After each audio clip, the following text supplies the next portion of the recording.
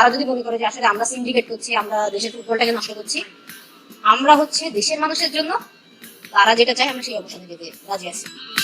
বিদ্রোহী নারী ফুটবলাররা বাটলারের অধীনে অনুশীলনে নামবেন না, প্রয়োজনে ছেড়ে দিবেন football. Oh, just guides it nicely, neatly, ready to away with the boundary. And there's his 100. Yeah, look at that, a celebration.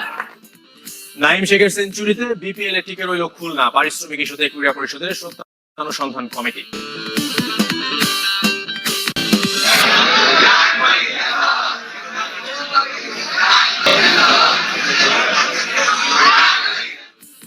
কোহলিকে নিয়ে দিল্লিতে মাতামাতি, এক যুগের বেশি সময় পর বাটলারকে নারী দলের কোচের পদ থেকে সরিয়ে না দিলে অনুশীলনে যোগ দেবেন না বলে ঘোষণা দিয়েছেন জাতীয় দলের অধিনায়ক সাবিনা খাতুনের নেতৃত্বে প্রায় পুরো দল।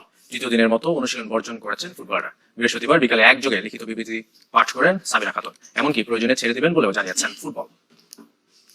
দেশের মানুষ যেভাবে হচ্ছে মেয়েদেরকে কটূক্তি করতেছে, এটা আসলে মানে মেয়েদের জন্য হচ্ছে নেওয়াটা অসম্ভব। গেল সাফে হেড কোচ পিটার বাটলারের সাথে নারী ফুটবলারদের যে দূরত্ব প্রকাশ্যে এসেছিল 3 মাস পেরিয়েও তা আজও ঘটেনি, বরং বেড়েছে। এতটাই বৃহস্পতিবার হঠাৎ গণমাধ্যমের সামনে এসে দলের সিনিয়ররা ঘোষণা দেন ইংলিশ কোচের অধীনে আর অনুশীলনে নামতে চান না, প্রয়োজনে নিতে চান গণ অবসর। আমরা ইতিমধ্যে অনেক নিউজ দেখছি, অনেক পত্রিকা লেখালেখি হয়েছে, যেখানে প্রমাণ হয়ে গেছে যে আমরা আসলে দেশের জন্য কিছুই করতে পারি না। আমাদের আর কিছুই বলার নেই কারো কাছে। এখন আমরা আমাদের ডিসিশন জানাইছি যে এই কোচের আন্ডারে আমরা প্র্যাকটিস করবো না। সাবিনা মারিয়াদের দাবি, বাটলারের আচরণে অনেকদিন ধরে অসন্তুষ্ট সিনিয়ররা। এছাড়াও কোচ বিতর্কে সম্প্রতি নানা মহল থেকে হুমকিও পাচ্ছেন তারা, যা প্রভাব ফেলছে তাদের মানসিক স্বাস্থ্যে। সোশ্যাল সাইটে যেভাবে মেয়েদেরকে নিয়ে কথাবার্তা লেখা হচ্ছে সেটা আসলে আমরা ডিজার্ভ করি কিনা আমরা জানি না। তারপরেও যদি আসলে দেশের মানুষ হচ্ছে সবার আগে, তাদের প্রায়োরিটি আগে, তো তারা যদি মনে করে যে আসলে আমরা সিন্ডিকেট করছি, আমরা দেশের ফুটবলটাকে নষ্ট করছি, আমরা হচ্ছে দেশের মানুষের জন্য তারা যেটা চায় আমরা সেই অবস্থানে যেতে রাজি আছি এবং আমরা সেটাই করবো। ফুটবলারদের দাবি, বাটলারের বিষয়ে বিভিন্ন সময়ে অভিযোগ জানালেও কোনো পদক্ষেপ নেননি নারী উইং চেয়ারম্যান মাহফুজ আক্তার কিরণ। তার অধীনে খেলতে আপত্তি জানালেও তাতে কর্ণপাত করেনি ফেডারেশন, বরং উল্টো তার সাথে চুক্তি বাড়িয়েছে তাবিথা ওয়ালের নতুন কমিটি।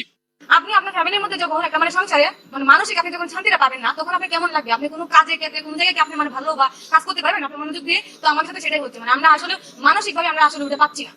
হেড কোচ ইস্যুতে সিনিয়রদের সাথে জুনিয়রদের দ্বন্দ্বের গুঞ্জন উড়িয়ে দিয়েছেন মাসুরা তহুরারা, আহ্বান জানিয়েছেন দ্রুত সমস্যা সমাধানের। যদিও সিনিয়র ফুটবলারদের অভিযোগ ও তাদের সাথে দ্বন্দ্ব নিয়ে মুখ খুলতে নারাজ হেড কোচ পিটার বাটলার। নতুন মেয়াদে দায়িত্ব নেওয়ার পর শেষ 3 দিন শুধু জুনিয়রদের নিয়ে জিম সেশন করেছেন বাটলার। এই কদিন হয়নি মাঠের অনুশীলন, যার জন্য অবশ্য মাঠের অভাবকে দায়ী করছে ফুটবল ফেডারেশন। জিহের সাগর, চ্যানেল 24, ঢাকা। জয়পুরহাটে নারী ফুটবল ম্যাচকে কেন্দ্র করে ঘটে যাওয়া অনাকাঙ্ক্ষিত ঘটনার প্রেক্ষিতে গভীর উদ্বেগ ও নিন্দা জানিয়ে বিবৃতি দিয়েছে অন্তর্বর্তীকালীন সরকার। সম্প্রতি নারীদের বিভিন্ন বিনোদন কর্মকাণ্ড এবং ফুটবল খেলায় বাধা দেওয়ার ঘটনার প্রধান উপদেষ্টার কার্যালয়ে এই বিবৃতি দিয়েছে, যেখানে দিনাজপুর ও জয়পুরহাট জেলা প্রশাসনকে স্থগিত ফুটবল ম্যাচ পুনরায় চালু করতে প্রয়োজনীয় পদক্ষেপ নেওয়ার নির্দেশ দেওয়ার কথা জানানো হয়েছে। জানানো হয়, অন্তর্বর্তী সরকার সব নাগরিকের পূর্ণ অধিকার নিশ্চিতে যথাসাধ্য চেষ্টা করে যাচ্ছে। কেউ নারী অধিকার লঙ্ঘন করলে প্রচলিত আইনে যথাযথ ব্যবস্থা নেওয়া হবে। এবার সাবিন গ্রুপের সৌজন্যে বিপিএল এর খবর।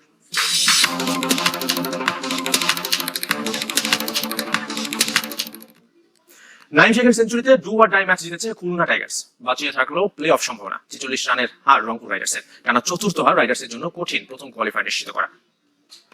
Oh, just guides it nicely, neatly, ready to away with the boundary. Century বন্যার বিপিএল, যেখানে নাইম শেখের প্রথম, উদযাপনটা হলো সেই রকম। That's been a tremendous one. ঘরোয়া ক্রিকেটে ধারাবাহিক জাতীয় দলে ব্যর্থ, এই বদনাম ঘোচানো না হলেও এনসিএল এর পর বিপিএল এ ফর্মার ব্যাটিং ঝলক ধরে রেখেছেন নাইম। মাত্র 55 বলে বিপিএল এর 8 নম্বর সেঞ্চুরিটা পেয়েছেন। 444 রান নিয়ে তানজিদ তামিমকে টপকে উঠে এসেছেন সবার উপরে। Oh, no, that's it. শুরু থেকে শেষ পর্যন্ত টিকে থেকে 111 রানে অপরাজিত ছিলেন। But for a maximum. ম্যাচে ভালো কিছু কন্ট্রিবিউশন করতে পারছি, এটার জন্য ভালো লাগতেছে। আর যেহেতু আমরা অনেক নিচের দিকে উপরে উঠতে হলে 2টা ম্যাচে জিততে হবে, তো ওইটাই প্ল্যান ছিল। তাতেই ডু অর ডাই ম্যাচে জিতেছে খুলনা, আশা বাঁচিয়ে রেখেছে প্লে অফ খেলার। রংপুর বোলারদের প্রশ্নবিদ্ধ বাজে বোলিংয়ের সুযোগ নিয়েছে খুলনা। নৌবাইক তো ছিলই, লাইনার লেন্থে যাচ্ছে তাই মহড়া।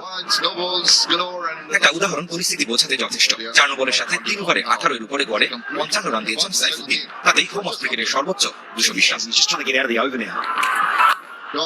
মিরপুরের উইকেটে 221 রান তাড়া করে জয়টা কঠিন থেকে দুঃসাধ্য করে তোলেন মুশফিক হাসান। একে একে ফেরান ইফতিখার, সাইফুদ্দিন, আজিজুল হাকিমকে। আর রানের লাগাম টেনে ধরার কাজটা করেন হাসান মাহমুদ। কোচদের সার অভাব ভালোভাবেই টের পাচ্ছে দু বিদেশি নিয়ে খেলা রংপুর। ওপেনিং এ নেমে একাই লড়াই করে গেছেন সৌম্য সরকার। 74 রান করেও পরাজিত সৈনিক তিনি। টানা 4 হারে নড়বড়ে রংপুর। আমাদের জন্য কালকে আমরা সেকেন্ড ফিনিশ করি আর থার্ড ফিনিশ করি, the best thing we can do is just prepare for the next game. খুলনার প্লে অফ সম্ভাবনার বিপরীতে রংপুরের অনিশ্চয়তা প্রথম কোয়ালিফায়ার খেলা নিয়ে। রেদনশীল, চ্যানেল 24, ঢাকা। এদিকে দিনের দ্বিতীয় ম্যাচে এখন খেলছে চিটং কিংস ও সিলেট সিক্সার্স। চিটং এর জন্য প্লে অফ নিশ্চিত লড়াই, তবে বড় স্কোর করতে পারেনি তারা। সবচেয়ে সংগ্রহ 6 উইকেট 167 রান।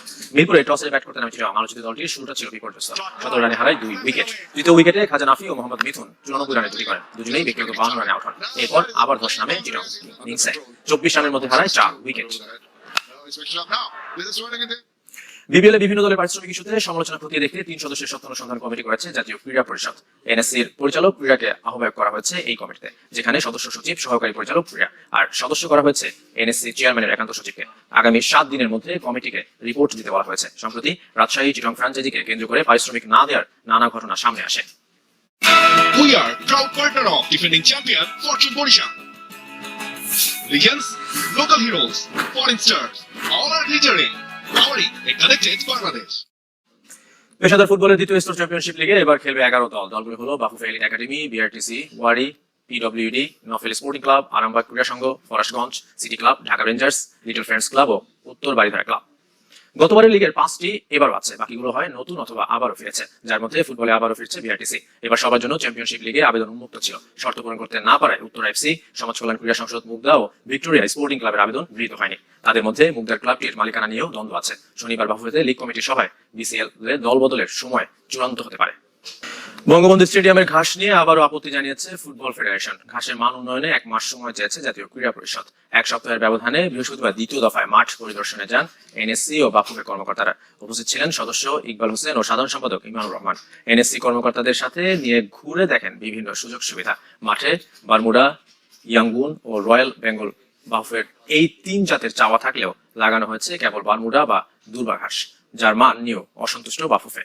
1 মাস পর পরিদর্শনে সন্তুষ্ট হলে অনুশীলনের জন্য মাঠ বুঝে নিতে পারে ফুটবল ফেডারেশন।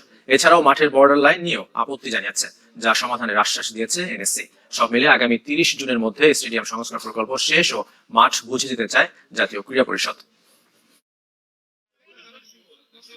মাঠটা একটু আনইভেন আছে আর কি, ওইটা আস্তে আস্তে ঠিক করতে হবে আর কি। আমাদের ঠিকাদার প্রতিষ্ঠান এখনো তাদের কার্যক্রম চালাচ্ছে। যেসব জায়গায় অন্য ধরনের মাঠের উপযোগী না অন্য ধরনের ঘাস আছে, ওগুলো আস্তে আস্তে তুলে নতুন করে আবার একই সাথে আবার এগুলি করতে হবে আর কি। 16 8 দল চূড়ান্ত হয়েছে, বাকি 8 দল নির্ধারিত হবে প্লে অফের মাধ্যমে। বাদ পড়তে পড়তে প্লে অফ নিশ্চিত করলো ম্যান সিটি। ক্লাব ব্রুগের বিপক্ষে জিতেছে 3-1 গোলে, তবে সিটিকে দিতে হয়েছে কঠিন পরীক্ষা। প্রথমার্ধে 1 গোলে পিছিয়ে পড়া সিটিজেনরা দ্বিতীয়ার্ধে 3 গোল দিয়ে জিতেছে। 8 ম্যাচে 11 পয়েন্ট নিয়ে 22 নম্বরে সিটি। বেস্তের বিপক্ষে 3-0 গোলে জিতলেও প্লে অফ খেলতে হবে রিয়াল মাদ্রিদকে। জোড়া গোল করেছেন রদ্রিগো, বাকিটা জুড বেলিংহ্যামের। 8 ম্যাচে 15 পয়েন্ট নিয়ে 11 নম্বরে Real Madrid. Liverpool, Barcelona, Arsenal, Inter Milan, Atletico Madrid, Leverkusen, LOSC ও অ্যাস্টন ভিলা সরাসরি শেষ 16 নিশ্চিত করেছে। এর মধ্যে 3টি ইংল্যান্ডের ক্লাব, স্পেনের 2টি। বাকি 8টি ক্লাব নির্ধারিত হবে প্লে অফের মাধ্যমে, যেখানে 9 থেকে 16 নম্বরে থাকা 8 দল খেলবে 17 থেকে 24 নম্বরে থাকা 8 দলের সাথে। শুক্রবার নকআউট প্লে অফের ড্র এর মাধ্যমে নির্ধারিত হবে প্রতিপক্ষ। ইউরোপা লিগেও জানা যাবে কোন কোন ক্লাব থাকছেন নকআউটের পথে। রাতে লিগ পর্বের শেষ রাউন্ডে মাঠে নামছে 36 দল। ইংলিশ প্রিমিয়ার লিগের 2 ক্লাব ম্যান ইউ আর টটেনহ্যাম সেরা 8-এ আছে। এফসি এসবির বিপক্ষে মাঠে নামবে রেড ডেভিলস, টটেনহ্যাম খেলবে এলসবুর্গের বিপক্ষে। Ruma, Frankfurt, Braga, Lazio, Real Sociedad লড়বে পিওএকের বিপক্ষে। 18টি ম্যাচই মাঠে করাবে রাত 2টায়।